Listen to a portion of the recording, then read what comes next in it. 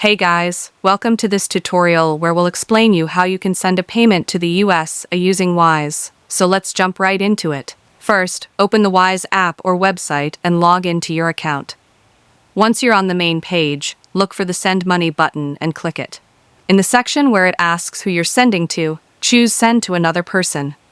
Now, carefully enter the person's details. If you're sending to a bank account in the USA, make sure you have their bank account number and bank code, which is also called the routing number.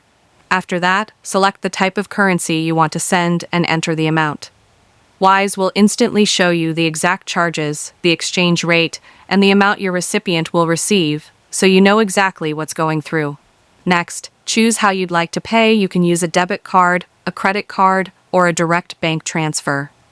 Double-check everything you've entered to make sure there are no mistakes. When you're ready, click Send Now, and Wise will process your payment. That's it, your money will be safely on its way to the USA, and you can track it right from your Wise account until it arrives.